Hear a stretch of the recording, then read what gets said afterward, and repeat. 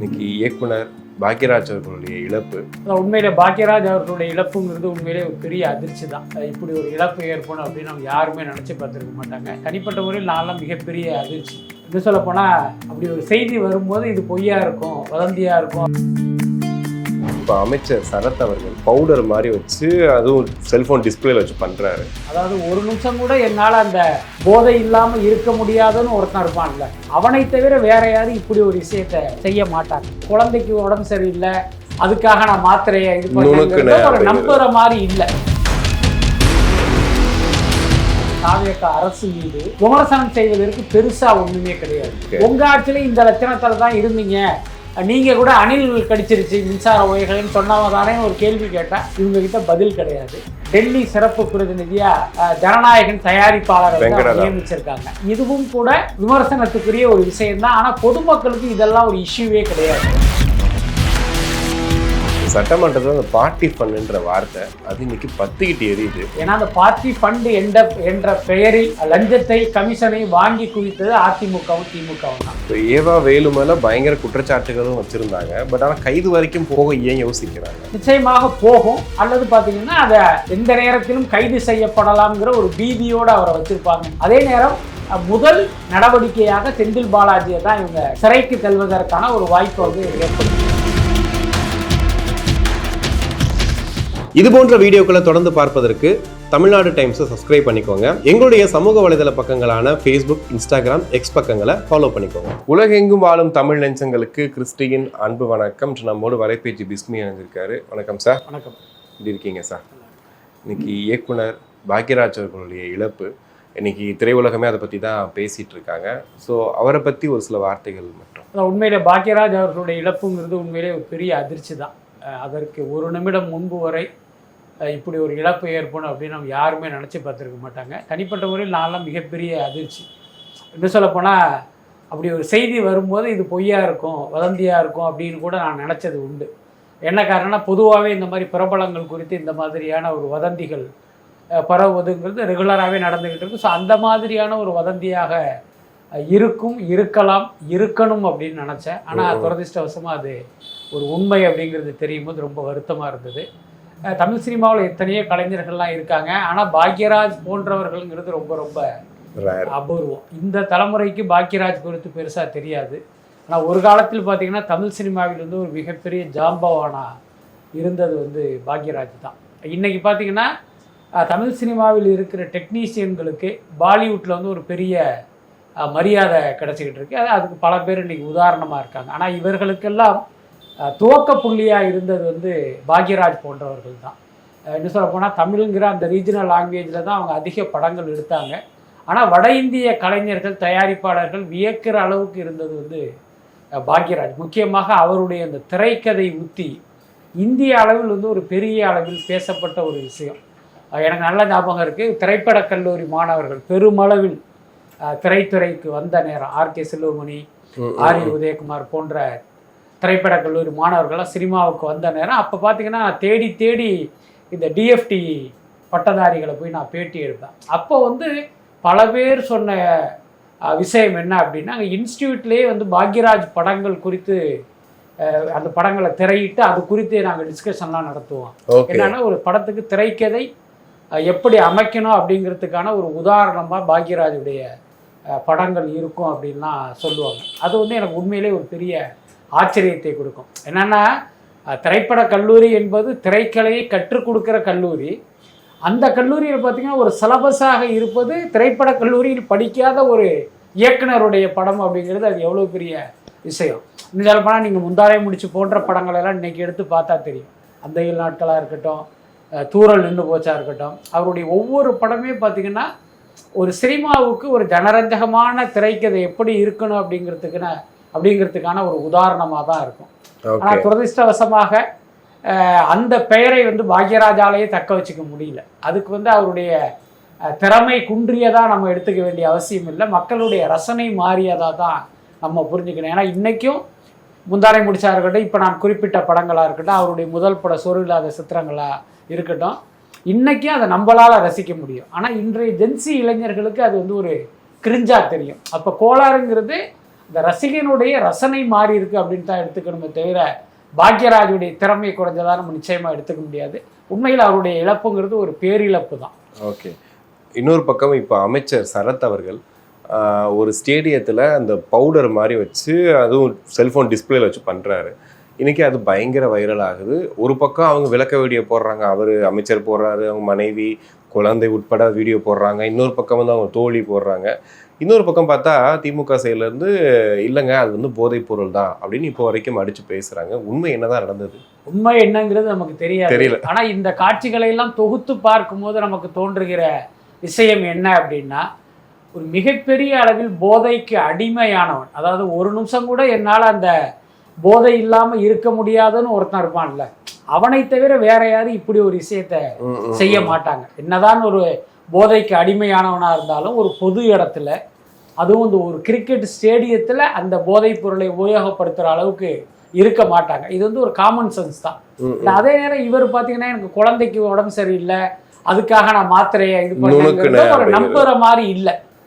இந்த ரெண்டுக்கும் இடையில தான் உண்மை இருக்கு. அது என்னங்கிறது சம்மந்தப்பட்டவங்க விளக்கினாதான் தெரியும். பட் அந்த இடத்தில் அவர் போதைப் பொருளை உட்கொள்வதற்கான வாய்ப்புங்கிறது குறைவாக தான் நான் பார்க்குறேன். ஓகே. இப்போ திட்டமிட்டு இதை பரப்புறாங்கன்னு சொல்கிறாங்க இல்லையா? இப்போ தாவேகா தரப்புல இருந்து இது பொய்யா சொல்லி பரப்புறாங்க அப்படின்னு. ஒருவேளை இந்த போதை ஒழிப்புக்காக சிஎம் விஜய் அவர்கள் இந்த மாரத்தான் ஓடுனது இதை மறைக்கிறதுக்காக இந்த விஷயம் பண்ணுறாங்கன்னு எடுத்துக்கலாம். அதாவது ஒரு விஷயம் புரிஞ்சுங்க, தாவேகா மீது நீங்கள் விமர்சனம் பண்ணுறதுக்கு தாவேகா அரசு மீது விமர்சனம் செய்வதற்கு பெருசாக ஒன்றுமே கிடையாது. இப்போ மின்வெட்டு அப்படிங்கிறது தான் மக்களை பாதித்த ஒரு மிகப்பெரிய விஷயம். அதை வச்சு நீங்கள் வந்து விமர்சனம் பண்ணலாம். ஆனால் இந்த அரசியல் கட்சிகள் பார்த்தீங்கன்னா இப்போ மின்வெட்டுங்கிறத வச்சு நீங்கள் ஒரு நாள் மட்டும்தான் அறிக்கையை வெளியிட முடியும். அப்போ அடுத்த நாளைக்கு உங்களுக்கு நீங்கள் வேறொரு கண்டென்ட்டை நோக்கி தான் போகணும். அப்படி இல்லைன்னா அந்த மின்வெட்டை காரணமாக வைத்து ஆர்ப்பாட்டம், உண்ணாவிரதம், போராட்டம் அப்படின்னு அதை வந்து நீங்கள் பெரிய அளவில் எடுத்துகிட்டு போகலாம். ஆனால் அப்படி செய்வதற்கு திமுகவும் அதிமுகவுமே தயாரா இல்லை. உங்க ஆட்சியில இந்த லட்சணத்துல தான் இருந்தீங்க, நீங்க கூட அணில் கடிச்சிருச்சு மின்சார உயர்கள்னு சொன்னவங்க தானே ஒரு கேள்வி கேட்டா இவங்க கிட்ட பதில் கிடையாது. அதுக்கு அடுத்து பார்த்தீங்கன்னா இப்போ தமிழ்நாடு அரசினுடைய டெல்லி சிறப்பு பிரதிநிதியா ஜனநாயகன் தயாரிப்பாளர் நியமிச்சிருக்காங்க. இதுவும் கூட விமர்சனத்துக்குரிய ஒரு விஷயம்தான். ஆனால் பொதுமக்களுக்கு இதெல்லாம் ஒரு இஷ்யூவே கிடையாது. இதில் என்னப்பா தப்பு அப்படின்ட்டு அவங்க போயிட்டே இருப்பாங்க. அப்போ தாவேகா மீது நீங்கள் ஏதாவது வந்து ஒரு குற்றம் சொல்லணும், குறை சொல்லணும் அப்படின்னு தேடும்போது இந்த மாதிரி விஷயங்கள் இவங்க கைக்கு கிடைக்குது. அது உண்மையா பொய்யோ, ஆனால் அப்படி ஒரு கண்டென்ட் இருக்குல்ல, இதை வச்சு ஊதி பெரிதாக்கும்னு இவங்க திமுக ஐடி விங் வந்து அதை ஒரு பெரிய அளவில் எடுத்துகிட்டு போகிறாங்க. அப்படி என்ன இருந்தாலும் உண்மை என்னங்கிறது சம்மந்தப்பட்டவங்களுக்கு தான் தெரியும். எல்லாத்துக்கும் மேலே இதெல்லாம் தாவேகா அரசை வந்து பதம் பார்த்து விடாது அப்படின்னு தான் நினைக்கிறேன். ஓகே. இப்போ சட்டமன்றத்தில் அந்த பார்ட்டி ஃபண்டுன்ற வார்த்தை அது இன்னைக்கு பத்துக்கிட்டு எரியுது.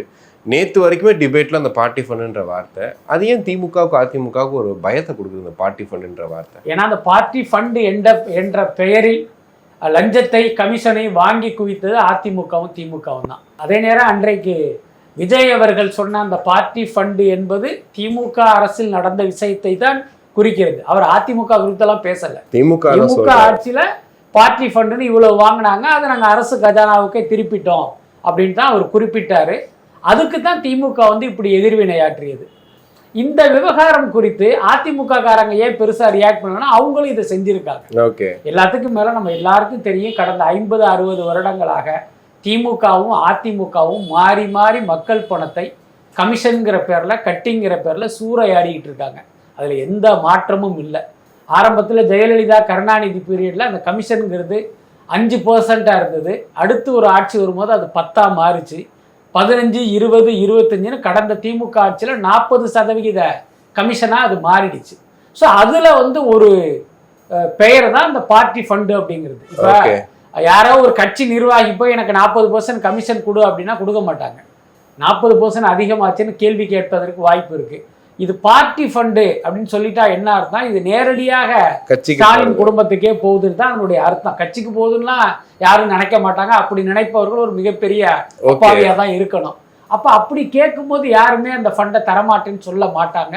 அதனால அந்த வேர்டை அவங்க பயன்படுத்தியிருப்பாங்கன்னு நினைக்கிறேன். பட் எல்லாத்துக்கும் மேல எல்லாருக்கும் தெரிந்த உண்மை பார்த்தீங்கன்னா இந்த மாதிரி 40% மேல் எல்லாவற்றிலும் கமிஷன் வாங்கப்பட்டது அப்படிங்கிறது தான். ஸோ அதை நோக்கி வந்து தாவேகா அரசு நகருது. நாளைக்கு இதை வைத்து நம்மை தண்டிக்கவும் வாய்ப்பு இருக்குங்கிறதுனால இப்பவே அவங்க அது குறித்து ரியாக்ட் பண்றாங்க. அப்படித்தான் அதை நான் பார்க்குறேன். இப்போ ஏவா வேலு மேல பயங்கர குற்றச்சாட்டுகளும் வச்சிருந்தாங்க. பட் ஆனால் கைது வரைக்கும் போக ஏன் யோசிக்கிறாங்க? நிச்சயமாக போகும். அல்லது பார்த்தீங்கன்னா அதை எந்த நேரத்திலும் கைது செய்யப்படலாம்ங்கிற ஒரு பீதியோடு அவரை வச்சிருப்பாங்கன்னு தான் நான் நினைக்கிறேன். என்னன்னா இப்போ திமுக அமைச்சரவையில் பல அமைச்சர்கள் இருந்தாலும் இப்போ நேரடியாகவே முதல்வர் குடும்பத்தோடு நெருக்கமாக இருந்ததும் அவர்களுக்கு பார்த்தீங்கன்னா ஒரு ஏடிஎம்மாக இருந்ததுங்கிறது ஒரு குறிப்பிட்ட சில அமைச்சர்கள் தான். சேகர் பாபு, ஏவா வேலு, செந்தில் பாலாஜி போன்றவர்கள், இது எல்லாருக்குமே இந்த KN நேரு போன்றவர்கள். ஸோ இப்போ இந்த தாவேக அரசு அப்படி ஒரு நடவடிக்கை எடுத்தால் இந்த அமைச்சர்கள் மீது தான் நடத்தும். அதே நேரம் முதல் நடவடிக்கையாக செந்தில் பாலாஜியை தான் இவங்க டார்கெட் பண்ணுவாங்கன்னு நான் நினைக்கிறேன். அதுக்கு காரணம் வந்து அவர் செய்த ஊழல் மட்டும் இல்லை, கரூர் சம்பவம். இப்போ கரூரில் நடந்த அந்த 41 பேர் உயிரிழப்பு, ஒரு வகையில் விபத்து அப்படி இப்படின்லாம் சொன்னாலும் விஜயை பொறுத்த வரைக்கும் அது ஒரு சதி. அதில் செந்தில் பாலாஜிக்கு தொடர்பு இருக்குன்னு அவர் உறுதியாக நம்புகிறாரு. ஆனால் அவர்கிட்ட ஆதாரம் இல்லை. ஆனால் தன் மீது அன்பு கொண்ட ஒரு 41 பேருடைய உயிர் பறிபோவதற்கு செந்தில் பாலாஜி காரணமாக இருக்காருங்கிற அந்த கோபம் வந்து விஜய்க்கு பெரிய அளவில் இருக்கு. அப்போ அந்த ஒரு காரணத்துக்காகவாது இவரை தண்டிக்கணும். ஆனால் அந்த விஷயத்தில் நமக்கு ஆதாரம் இல்லை. அப்போ வேற எந்த வகையில் இவரை லாக் பண்ணலாம் அப்படின்னா கண்டிப்பாக அந்த மின்வாரியத்தில் நடைபெற்ற பல்வேறு முறைகேடுகள், ஊழல்கள், கமிஷன் இதெல்லாம் இருக்குது. ஸோ இந்த சைடில் ஆதாரத்தை திரட்டி வந்து செந்தில் பாலாஜியை சிறைக்கு தள்ளுவதற்கான ஒரு வாய்ப்பை வந்து ஏற்படுத்துவார். ஆனால் வெளிநடப்பை இப்போ ஏன் ஒரு ஃபார்முலாவாக யூஸ் பண்ணுறாங்க திமுக? இல்லை எப்போவுமே கச்சத்தீவு கேட்டால் வெளியே போயிடுவாங்கன்னு சொல்லுவாங்க. இப்போ பார்ட்டி ஃபண்டுன்னு ஸ்டார்ட் பண்ணும் போதே எல்லாம் கிளம்பிட்டாங்களே. இல்லை, பொதுவாகவே சட்டமன்றத்தில் வெளிநடப்பு அப்படிங்கிறது ஒரு எதிர்ப்பை தெரிவிப்பதற்கான ஒரு வழிமுறை தான். அது எல்லா காலத்திலுமே நடக்குது. இங்கே சட்டமன்றத்தில் மட்டும் இல்லை, நம்ம பாராளுமன்றத்திலையும் பார்க்குறோம். எப்பயுமே பார்த்தீங்கன்னா ஆளுங்கட்சி என்ன பண்ணுவாங்க அப்படின்னா எதிர்கட்சிகளை ஒரு பொருட்டாவே நினைக்காம அவங்க என்ன நினைக்கிறாங்களோ அதை செய்வாங்க. அவர்கள் கொண்டு வர நினைக்கிற திட்டங்களை, சட்டங்களை நிறைவேற்ற பார்ப்பாங்க. அந்த மாதிரி நேரத்தில் எதிர்கட்சிகளுடைய குரல் எடுபடாத ஒரு சூழ்நிலை ஏற்படும் போது மக்களுடைய கவனத்துக்கு இதை எடுத்துகிட்டு போகிறதுக்காக வெளிநடப்பு பண்ணுவாங்க. ஸோ அப்படிப்பட்ட விஷயம்தான் இங்கேயும் நடந்திருக்கு. எல்லாத்துக்கும் மேலே அந்த பார்ட்டி ஃபண்டு என்பது நேரடியாகவே திமுகவை குறித்து விஜய் பேசி அட்டாக் பண்ண ஒரு விஷயம் தான். இப்போ நீங்கள் யோசிச்சு பாருங்க, விஜய் வந்து அந்த மாதிரி பார்ட்டி ஃபண்டுங்கிற பேரில் திமுகவை அட்டாக் பண்ணும்போது இவங்க எந்த எதிர்ப்பும் தெரிவிக்காமல் உட்காந்துருந்தாங்கன்னா அடுத்த நாள் எப்படி செய்தி வரும் அப்படின்னா அதை இவர்கள் ஆமோதிக்கிறார்கள் அல்லது அமைதியாக இருந்ததே அதில் உண்மை இருப்பதால் தான் அமைதியாக இருந்தாங்கன்னு தான் புரிந்து கொள்ளப்படும். ஸோ அப்படி ஒன்று நடந்துடக்கூடாது அப்படிங்கிறதுனால எங்கள் மேலே தப்பு இல்லை, அதனால தான் நாங்கள் வந்து எதிர்ப்பு தெரிவித்தோம், வெளிநடப்பு பண்ணிட்டோம்னு சொல்வதற்காக நடத்தப்பட்ட ஒரு வெளிநடப்பு தான். ஓகே, நேற்று அமைச்சர் செங்கோட்டையன் சொல்லியிருந்தாரு ஜாதி சான்றிதழ் இல்லாமல் ஒரு ஐடி கார்டாக கொடுத்துருவோம் அதை அப்படின்னு. ஆனால் அது ஐடி கார்டில் ஜாதியோட பேர் வந்துடும் சொல்லி ஒரு சேனலில் போட்டு நைட்டு பயங்கர வைரல் ஆயிடுச்சு. இன்னைக்கு 2 அமைச்சர்கள் விளக்கம் கொடுக்கறதுக்கு ஆயிருக்கு. இது ஏன் இந்த அளவுக்கு பரவுது? இல்லை, இது வந்து ஒரு பிற்போக்குத்தரமான முடிவு இல்லையா? அதுவும் பார்த்தீங்கன்னா முதலமைச்சருடைய அறிவுறுத்தலில் போது பார்த்தீங்கன்னா இப்போ முதலமைச்சருடைய மென்டாலிட்டி என்ன அப்படிங்கிற ஒரு கேள்வியை நமக்கு வருவதை வந்து தவிர்க்க முடியல. அது மிக தவறான விஷயம். இன்னும் சொல்ல போனால் அடுத்த தலைமுறை என்பது ஒரு சாதிகளற்ற சமூகமாக வளரணும், அதுதான் ஒரு சரியான அறிகுறி.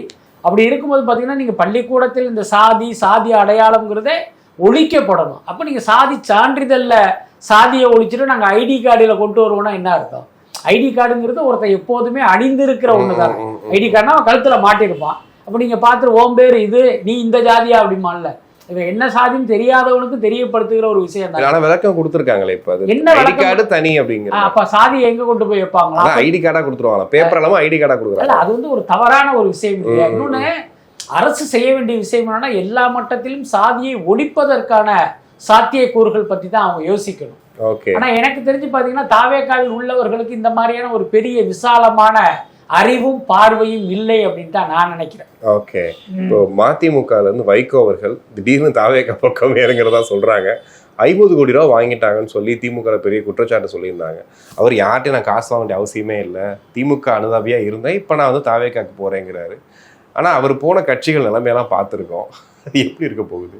இல்லை இந்த மாதிரியான ஒரு அணி மாறும்போது இவங்க பணம் வாங்கிட்டு போறாங்க அப்படிங்கிறது வழக்கமாக எழுப்பப்படுகிற ஒரு குற்றச்சாட்டு தான். அதை பொய்ன்னு நம்ம வந்து நிராகரிக்கவும் முடியாது, உண்மைன்னு நம்பிடவும் முடியாது. நிச்சயமாக இரண்டுக்குமே வாய்ப்பு இருக்கு. பட் இந்த முறை வைகோவுடைய எம்எல்ஏக்கள் தாவேகா பக்கம் செல்வதற்கான இந்த முயற்சிக்கு பின்னால் என்ன பேரம் நடந்ததுன்னு நமக்கு தெரியாது. அதே நேரம் திமுக கூட்டணியிலிருந்து தாவேகா பக்கம் நகர்வதற்கு வைகோ செயலில் சில நியாயங்கள் இருப்பதை நம்ம மறுக்க முடியாது. என்னன்னா திமுகவில் இருந்து விலகி திமுகவுக்கே சவால் விடுகிற அளவுக்கு ஒரு பெரிய சக்தியாக உருவானவர் தான் வைகோ. அதுக்கப்புறம் பார்த்தீங்கன்னா அவர் ஒவ்வொரு முறையும் தவறான முடிவுகள் எடுத்ததுனாலே அந்த கட்சி பலவீனமாகி கடைசியில் யாரை எதிர்த்து அந்த அரசியல் இயக்கம் துவங்கியதோ அவங்க கிட்டே போய் சரணடைகிற ஒரு சூழல் ஏற்பட்டதெல்லாம் வைகோவுக்கு ஏற்பட்ட ஒரு வாழ்நாள் துயரம் தான். ஸோ இப்போ நம்ம எதிர்த்து ஒரு கட்சி ஆரம்பித்தவர் இன்னைக்கு நம்ம கிட்ட சரண்டர் ஆயிட்டார் அப்படிங்கும்போது இப்போ திமுக மேலிடம் அவரை வந்து ஒரு கருணையோடு நடத்தியிருக்கணும். ஆனால் துரதிருஷ்டவசமாக திமுக வைகோவையும் மதிமுகவையும் அப்படி நடத்தலை. இன்னும் சொல்ல போனால் தன்னுடைய அடிமையாகத்தான் அந்த கட்சி அது டீல் பண்ணுச்சு. தன்னுடைய தோழமை கட்சி, ஆனால் அவர்களுடைய சின்னத்தில் போட்டியிடக்கூடாது. தன்னுடைய தோழமை கட்சி அவர்கள் கேட்கிற இடங்களை கொடுக்கக்கூடாது, கேட்கிற தொகுதிகளை கொடுக்கக்கூடாது. அப்படிங்கிறதன் மூலமே நம்ம தெரிஞ்சுக்கலாம் ஸ்டாலின் வந்து ஏதோ ஒரு வகையில் பழைய பகையை மனதில் வைத்து வைகோவை பழி வாங்குறார் அப்படின்னு தான் நம்மளாம் புரிஞ்சுக்கிட்டோம். ஆனால் வேறு வழி இல்லாததால் அந்த அவமானங்களை எல்லாம் சகிச்சுக்கிட்டு அந்த கூட்டணியில் வந்து மதிமுக தொடர்ந்தது. ஆனால் என்னைக்கு இருந்தாலும் இது வந்து நீண்ட நாள் நீடிக்காது. ஒரு மாற்று இயக்கம், இவருக்கு மாற்று வழி தென்பட்டால் அந்த இடத்தை நோக்கி நகர்ந்துருவாருன்னு நினைச்சோம். ஆனால் அப்படி ஒரு விஷயம் இந்த தேர்தல் முடிவுக்கு பிறகே அமைந்தது வைகோ செய்த அதிர்ஷ்டம் தான். இப்போ தாவேகா வந்து இன்னொரு அரசியல் சக்தியாக உருவாகுது. அது மட்டும் இல்லாமல் பார்த்தீங்கன்னா அந்த தங்களுக்கு ஆதரவு கொடுக்குற கட்சிகளுக்கு ஆட்சியில் பங்கு அப்படிங்கிறதெல்லாம் ஒரு பெரிய ஜாக்பாட்டு. ஆனால் துரதிருஷ்டவசமாக மதிமுகவினரால் அதை பயன்படுத்திக்க முடியல. என்ன காரணம்னா சுதேசூரியின் சின்னத்தில் போட்டியிட்டது. அப்போ இந்த சின்னத்தில் போட்டியிட்டது தான் அதுக்கு தடையாக இருக்கு. அப்படிங்கும்போது அந்த பதவியை ராஜினாமா பண்ணிட்டு தாவேகா ஆதரவோடு தேர்தலில் ஜெயித்து அந்த கூட்டணிக்குள்ள போகணும்னு அவர் நினைக்கிறாரு. இது வந்து ஒரு அரசியல் இது நடவடிக்கை தானே, அதை வந்து நம்ம ரொம்ப கொச்சப்படுத்த வேண்டிய அவசியம் இல்லை. கண்டிப்பா. இப்போ வந்து கல்வி நிறுவனங்கள் ஜோகோல இப்போ ஸ்ரீதர் வேம்பு அவரோட சேர்ந்து இப்போ பல கல்வி நிறுவனங்களும் அவங்க சொல்றாங்க ஓப்பனா இந்த மாதிரி நிறைய காசு வாங்கியிருக்காங்க அப்ரூவ் பண்றதுக்கு அப்படின்னு. இப்படி ஒவ்வொரு துறையா ஏன் இப்போ வந்து நிறைய பேர் வந்து முன் வந்து சொல்றாங்க? இல்ல, அதுதான் நாம் அவர்களிடம் கேட்கிற கேள்வி. திமுக ஆட்சியில் கமிஷன் இல்லாமல் லஞ்சம் இல்லாமல் எந்த காரியமும் நடந்ததில்லை. இதுதான் உண்மை. எல்லா மட்டத்திலும் லஞ்சம். நான் ஏற்கனவே சொன்ன மாதிரி 40% நீங்கள் லஞ்சம் கொடுக்காம எந்த வேலையுமே பார்க்க முடியாது. இப்போ உதாரணத்துக்கு பாருங்க, ஒரு 10 கோடி மதிப்புள்ள ஒரு டெண்டர் ஒருத்தருக்கு கிடைக்கணும்னா அவர் 4 கோடி ரூபா லஞ்சம் கொடுக்கணும். 10 கோடி ரூபா மதிப்புள்ள ஒரு திட்டத்தை ஒரு டெண்டரை ஒருத்தர் வாங்குறார் அப்படின்னா அவர் வந்து வீட்டிலேருந்து 10 கோடியை பீரோவில் அடுக்கி வச்சு எடுத்தாது கொடுக்க முடியாது. ஒரு வட்டிக்கு வாங்கியோ ஒரு ஃபைனான்ஸ் வாங்கியோ தான் அந்த 10 கோடியை அவரால் திரட்ட முடியும். அப்போ அந்த 10 கோடிக்கான இன்ட்ரெஸ்ட்ன்னு இருக்கு. அப்போ அந்த வட்டியை அவர் கொடுக்கணும். இந்த 10 கோடி வேலை செஞ்சதுக்கு அவருக்கு ஒரு லாபம் வரணும் அப்படின்னா இது ஒரு 20%, வட்டி ஒரு 20% அப்படின்னா இதுக்கே 8 கோடி போச்சு. அப்போ எஞ்சிய 2 கோடியில தான் அந்த வேலையே அவனால் பண்ண முடியும். அப்போ யோசிச்சு பாருங்க, 10 கோடி அரசு பணத்தை ஒருத்தன் வாங்கிட்டு 2 கோடிக்கு தான் வேலை பார்க்குறான், அதில் 4 கோடி கமிஷனாகவே கொடுக்குறான் அப்படின்னா அந்த வேலையினுடைய லட்சணம் என்னவாக இருக்கும்? இன்னைக்கு பார்த்தீங்கன்னா பாலங்கள் பள்ளிக்கூடங்கள்லாம் பாதியிலே இடிஞ்சு விழுவதற்கெல்லாம் இதுதான காரணம். ஆனால் என்ன ஒன்று அப்படின்னா இவர்கள் 4 கோடி கமிஷன் கொடுத்தாலும் பரவாயில்ல, எனக்கு வந்து இந்த வேலை வேணுங்கிறதுனால இவ்வளவு நாள் வாயை மூடிக்கிட்டு அந்த கமிஷனை கொடுத்துக்கிட்டு இருந்தாங்க. இன்னைக்கு ஆட்சி மாறிய பிறகு ஒவ்வொருத்தவங்களும் அதை குரல் கொடுக்க ஆரம்பிச்சிருக்காங்க. இப்போ ஸ்ரீதர் வேம்பு எடுத்துங்க, நீங்கள் எவ்வளவு பெரிய தொழிலதிபர். இப்போ திமுக ஆட்சியில் என்னுடைய பள்ளிக்கு இவ்வளவு ரூபா லஞ்சம் கேட்குறாங்கங்கிற அந்த உண்மையை நீங்கள் திமுக ஆட்சி இருக்கும் போதே வாய்ஸ் அவுட் பண்ணலாமே. இப்போ நீங்கள் சொன்னால் அது நிச்சயமாக ஊடக கவனத்தை பெறும், பெரிய இஷ்யூவாக மாறும். உங்களுக்கு நிவாரணம் கூட கிடைப்பதற்கு வாய்ப்பு இருக்குது, லஞ்சம் கேட்டவர்கள் தண்டிக்கப்படும் வாய்ப்பு இருக்குது. ஆனால் நீங்கள் ஏன் வாயை மூடிக்கிட்டு இருந்தீங்க? அப்போ உங்களுக்கு வேலை ஆகணுங்கிறதுனால தான் நீங்கள் வாயை மூடிக்கிட்டு இருந்தீங்க. ஸ்ரீதர் வேம்பு மட்டும் இல்லை, இன்னும் பலரையும் சொல்கிறேன். இன்னைக்கு திமுக ஆட்சிக்கு எதிராக குரல் கொடுப்பவர்கள் அன்னைக்கு எப்படி இருந்தாங்க அப்படின்னு ஒரு கேள்வி இருக்கு. அதுக்கு அடுத்து இந்த பள்ளிக்கூடங்களுக்கு அனுமதி கொடுக்கறதுல இன்னொரு கோணமும் இருக்கு. என்னன்னா இவர்கள் எல்லாமே தங்களுடைய பள்ளிகளை சிபிஎஸ்இ பள்ளியாக மாற்ற துடித்ததற்கு காரணம் என்ன அப்படின்னா நம்முடைய கண்ட்ரோல் தமிழ்நாடு அரசுகிட்ட இருக்கக்கூடாது. நம்ம வந்து அந்த மும்மொழி கொள்கையை வந்து நம்ம நடைமுறைப்படுத்தணும்னு அவர்கள் ஆசைப்படுறாங்க. அதுக்கு வந்து பார்த்தீங்கன்னா அந்த சிபிஎஸ்சியை மாற்றுவது தான் ஒரே வழின்னு அவங்க முடிவு பண்ணி முயற்சி பண்ணுறாங்க. இது தமிழ்நாடு அரசுக்கு தெரியும் போது அதற்கு வந்து ஒரு முட்டுக்கட்டை போடுறாங்க. ஸோ அதனால இந்த செயலுக்கு பின்னால் இன்னொரு காரணமும் இருக்கு. கண்டிப்பாக சார், நிறைய விஷயங்கள் பேசுங்க. அதுக்கு நன்றி, ரொம்ப நன்றி.